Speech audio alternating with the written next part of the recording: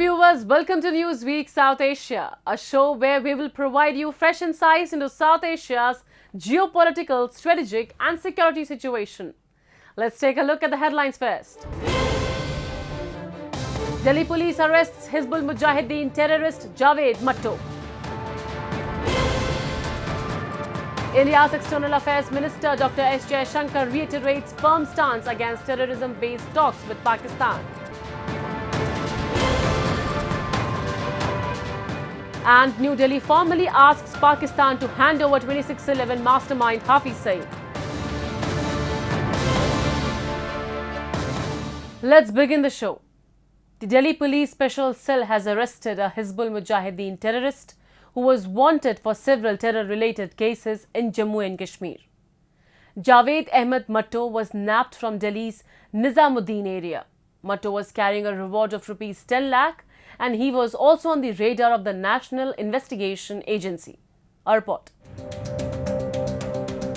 On January 4th, the Delhi Police Special Cell apprehended Javaid Ahmed Mattoo, a wanted terrorist linked to Hizbul Mujahideen. Matto was captured during a search operation led by the National Investigation Agency. A resident of Jammu and Kashmir Support District, Matto was involved in 5 grenade attacks and implicated in the killings of 5 police personnel in the Union Territory. According to the police, Matto is identified as one of the last surviving A++ designated terrorists from Jammu and Kashmir. In a major breakthrough, Special Cell of Delhi Police और central agencies की coordination के साथ जावेद मट्टू जो कि A++ category का designated terrorist है, सोपोर का रहने वाला है और जिस पे 10 लाख प्लस इनाम है, उसको आज फोरनून में अरेस्ट किया गया। ये काफ़ी लंबे अरसे से स्पेशल सेल और सेंट्रल एजेंसीज़ की आपस की कोऑर्डिनेशन इसमें लगातार चल रही थी और जैसा कि स्पेशल सेल का मैंडेट है, तो आगे की जो रिपब्लिक डे का भी ऑनकमिंग इवेंट है, उसके मद्देनज़र एक एक्स्ट्रा सेंसिटिविटी, एक एक्स्ट्रा अलर्ट की डायमेंशन जो थी वो बरकरार किए हुए थी। Hizbul terrorist Matto played a multifaceted role, managing not only terror activities but also overseeing finances and logistics. His responsibilities included procuring weapons from ISI handlers across the borders. Matto, who carried a reward of rupees 10 lakh on his head, had reportedly visited Pakistan several times. In 2019, he was featured in the list of 10 most wanted terrorists in Jammu and Kashmir.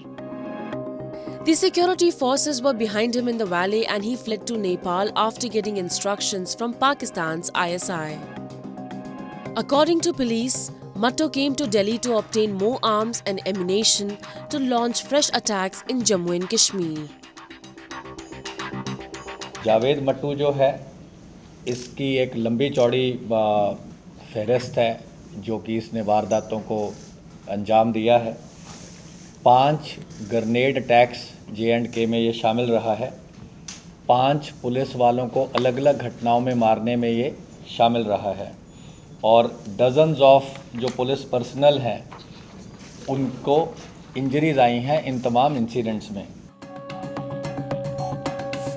Hizbul Mujahideen, the largest Kashmiri terrorist group, was founded in 1989 and officially supports the Jammu and Kashmir's accession to Pakistan. Led by Sayyid Salahuddin, the group was formed as the militant wing of Pakistan's largest Islamic political party, the Jamaat-e-Islami. Hizbul Mujahideen is focused on Indian security forces and politicians in Jammu and Kashmir and has conducted operations jointly with other Kashmiri militants. In its earlier days, the Hizbul cadres received arms training from Afghan Mujahideen groups such as Hizb-e-Islami. Since its inception, Hizbul Mujahideen has been supported by Pakistan's inter-services intelligence. Today, the Indian Mujahideen is active but weaker, and its remnants have a reduced capabilities.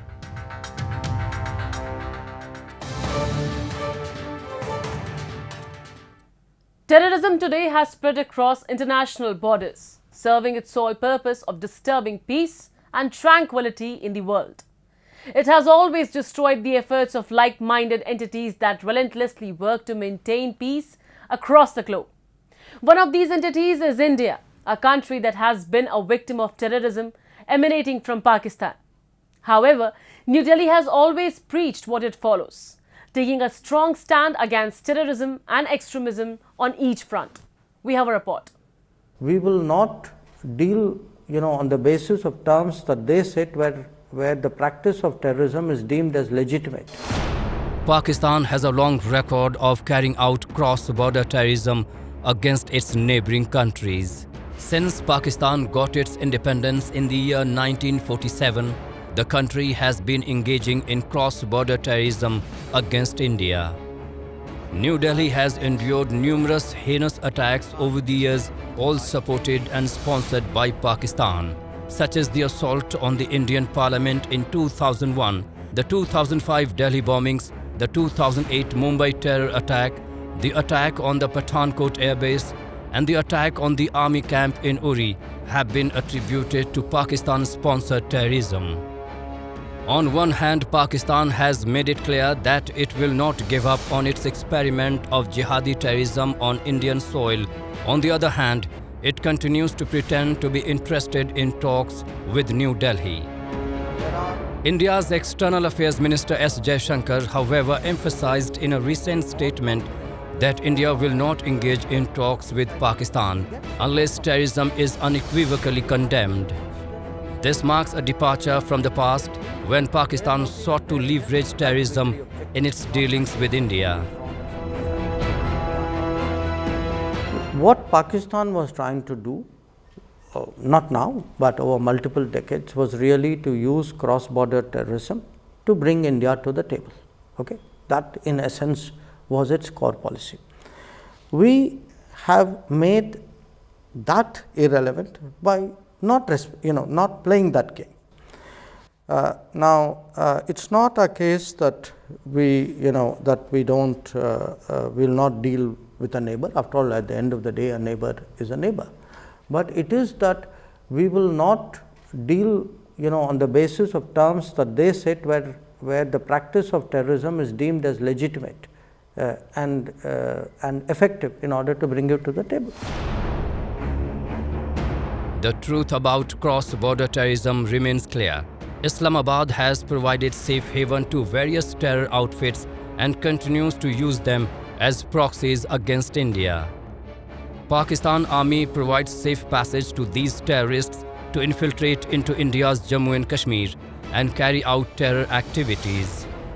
A substantial number of terrorists supported by Pakistan remain hidden in Jammu and Kashmir, actively seeking opportunities to carry out acts of terror. India's security forces consistently apprehend and neutralize terrorists infiltrating from Pakistan, and there have been instances of dismantling terrorist training camps in Pakistan-occupied Kashmir.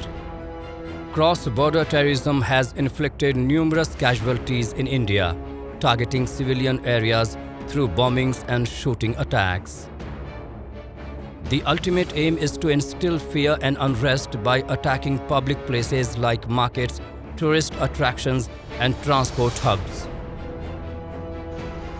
Recent incidents such as the ambush on Indian Army vehicles in Poonch district, resulting in the death of 4 soldiers, highlight the ongoing threat posed by terrorists infiltrating from Pakistan. का इलाका जो है ये notorious है infiltration के लिए। वहाँ की टोपोग्राफी, वहाँ के घने जंगल, ऊंची नीची पहाड़ियाँ, वहाँ पे छुपने की जगह और पुअर विजिबिलिटी सारी की सारी जो है उसके वो मदद देती है इन्फिल्ट्रेटर्स को, टेररिस्ट को। उसी का फ़ायदा उठा रहा है आईएसआई और पाकिस्तान की आर्मी और बड़े पैमाने पर वहाँ टेररिस्ट को भेज रहा है। और एक जॉइंट ऑपरेशन में हमारे 3 जवान जो है वो मारे गए हैं और 3 जवान जख्मी हुए हैं। ये साफ तौर पे पाकिस्तान की और ISI की साजिश है और अभी समय आ गया है कि हम उनके जितने भी टेररिस्ट ट्रेनिंग कैंप्स हैं अक्रॉस द बॉर्डर, जिनके लोकेशन हमको कोऑर्डिनेट मालूम है, उनको बर्बाद करें। पाकिस्तान को साफ तौर पे मैसेज देना चाहिए, बिल्कुल पुलवामा के बाद में या उरी के बाद में, कि हिंदुस्तान की ज़ीरो टॉलरेंस पॉलिसी है और हम इसको बर्दाश्त नहीं करेंगे। Leaders of terrorist groups operating from Pakistan such as Hafiz Saeed and Masood Azhar remain wanted by India, yet Pakistan has failed to take decisive action against them, indicating continued support for cross-border terrorism. However, India has implemented various measures to counter this threat, including military retaliation against terrorists and upgrading defenses along the India-Pakistan border. Despite the challenges, India's security forces have achieved success in countering terrorist camps in Pakistan-occupied Kashmir, including a 2019 airstrike on a Jaish-e-Mohammed training camp. Cross-border terrorism adversely affects the lives of ordinary Indians, impacting internal security and economic growth. A resolution hinges on Pakistan's cessation of support for terrorist groups and the prevention of its territory being used for acts of terrorism against India.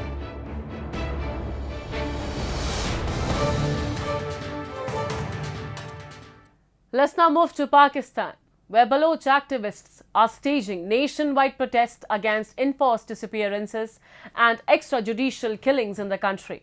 In the wake of ongoing protests in Balochistan, a complete shutdown strike was also observed in multiple areas of Pakistan in January. Pakistan caretaker Prime Minister Kakar's harsh words have riled the protesters further. Prime Minister Anwar-ul-Haq Kakar had termed the Baloch protest against alleged extrajudicial killings in the province as irresponsible and provocative. He also linked the protests to terrorism against the state.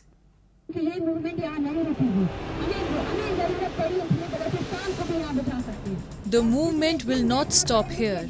If needed, we will bring the entire Balochistan to Islamabad. These were the words of Baloch activist Dr. Maharang Baloch while she was updating the media about the Pakistan government's stance on negotiation at the sit-in camp in Islamabad. For the past several days, Maharang and other Baloch activists have maintained a peaceful sit-in in front of the Islamabad Press Club.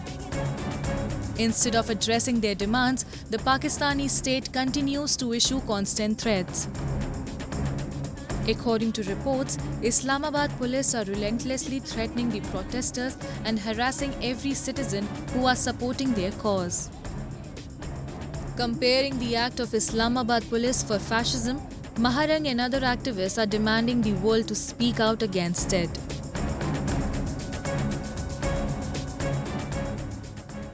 Bloch, वो बलोच जिसने हमेशा से अपनी औरत को इज्जत दी, आपने उसकी औरत को अपने गलियों में घसीटा, आपने उसकी औरत को मारा। उस जब्र को आप क्या वो आइडेंटिफाई कर सकते हैं? उस जब्र को, उस तकलीफ को? हमसे ये पूछा जाता है कि इस तहरीक का आगे का लाएमल क्या होगा? ये तहरीक पूरे बलोचिस्तान की तहरीक है और ये मैं वाज़िया अल्फाज में कहना चाहती हूँ, ये बलोच नस्ल कुशी के खिलाफ तहरीक है। In the wake of ongoing protests in Balochistan, a complete shutdown strike was observed in multiple areas of Pakistan on January 3 against the extrajudicial killings and forced disappearances of Baloch people. The shutdown was also observed in Islamabad, where people showed their support by voluntarily closing their shopping centres.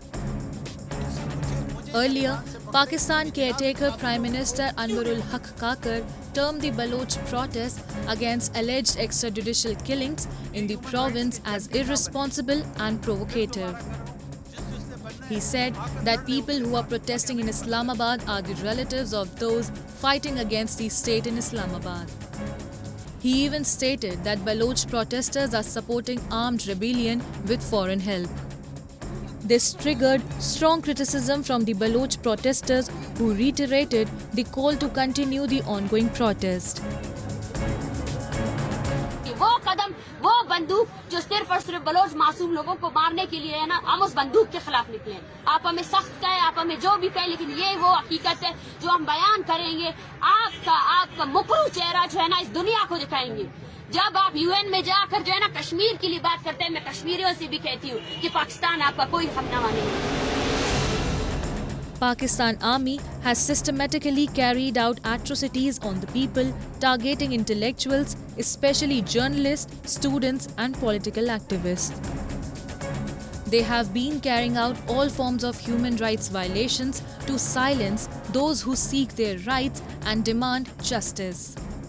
The Baloch are suffering both socially and financially.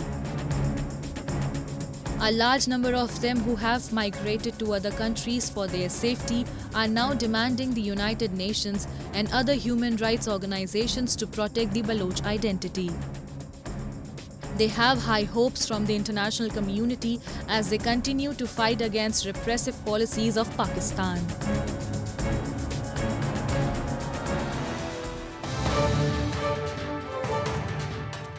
The government of India has recently made an official demand to Pakistan. New Delhi has asked to extradite 2611 Mumbai terror attacks mastermind and a UN proscribed terrorist, Hafiz Saeed, to face trial in a particular terror financing case. Pakistan Foreign Ministry received the official request from the Indian government urging initiation of the legal process. According to India's Ministry of External Affairs, India conveyed a request along with relevant supporting documents to Islamabad. India has repeatedly called upon Pakistan for a successful conclusion of the trial against Mumbai attack accused like Saeed and Zakiur Rahman Lakhvi in Pakistan. However, Islamabad has done little to bring Saeed to justice. Let's delve into the details in our next report. India has been a victim of terrorism for decades now. And like India, the rest of South Asia also suffers from terrorism. All thanks to neighboring Pakistan, which has remained a breeding ground of terrorists, the Islamic nation has created an elaborate ecosystem to support terrorism beyond its geographical boundaries. On the other hand, India over the years has been the one to denounce Pakistan's terror activities and exposed it on various international platforms. From Al-Qaeda leader Osama bin Laden, Jaish chief Masood Azhar to leader of Hizbul Mujahideen Syed Salahuddin, many global terrorists have taken safe refuge in Pakistan. Among these dreaded terrorists, one is Hafiz Saeed, founder of UN-designated terror outfit Lashkar-e-Taiba. Hafiz Saeed, known for his involvement in 2008 Mumbai terror attacks, is listed on India's NIA Most Wanted. In April 2012, the United States placed a bounty of $10 million on Saeed for his role in the 2008 Mumbai terror attacks that killed 166 civilians. For many years, India has demanded that Saeed be handed over, yet Hafiz Saeed had been seen roaming freely around Pakistan. Recently, India formally demanded the Pakistan government to extradite Hafiz Saeed. As you are aware, the person in question is wanted in numerous cases in India. He is also a UN proscribed terrorist. In this regard, we have conveyed a request along with relevant supporting documents to the government of India to extradite him, government of Pakistan, to extradite him to India to face trial in a particular case. However, as expected, Islamabad swiftly rejected the demand, citing the lack of a bilateral treaty between the two nations to address such matters. This sharp refusal underscores Pakistan's steadfast unwillingness to heed India's demand, projecting a resolute patronage to the mastermind of the 2008 Mumbai attacks. While a Pakistani court sentenced Saeed to 31 years in prison in 2022 on terror financing charges, India perceives these penalties as a response to international pressure, primarily from the Financial Action Task Force and Western powers. The extradition plea not only reiterates India's long-standing demand but also introduces charges of money laundering for terror purposes, emphasizing the shortcomings in current international efforts against designated terror groups. Apart from the fact that Hafiz Saeed, whom India has requested Pakistan to extradite to India, is a known terrorist who has waged war on India numerous times, he is also accused of money laundering. The evidences of every act of his has been given by India to Pakistan. But Pakistan, as always, never sends back one person who is accused of waging a war on India despite India giving evidences, because Pakistan enjoys the full support of USA, the Western European countries, and China. And that is the reason that Pakistan can get on brazenly by supporting and hosting such dangerous terrorists on its soil. It is high time that the international community comes together and puts pressure on Pakistan. While India presses for the extradition of Hafiz Saeed, a permissive environment in Pakistan has paradoxically allowed him to wield political influence. The latest development reveals that Lashkar-e-Taiba has strategically entered the political arena, setting the stage for the upcoming general elections scheduled for February 8, 2024. Adding to the complexity, Hafiz Saeed's son, Talha Saeed, designated a terrorist by India, is set to contest polls from the National Assembly constituency NA 124 in Lahore. Holding the reins of LET's finances as its second-in-command, his political foray raises concerns about the open legitimization of ideologies that can potentially breed radicalization. This development demands heightened international scrutiny, emphasizing the need for a unified and comprehensive strategy against designated terror groups and their sponsors.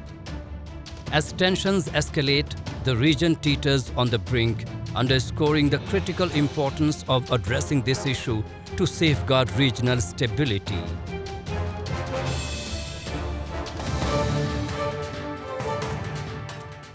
And with that, we come to the end of this edition of Newsweek South Asia.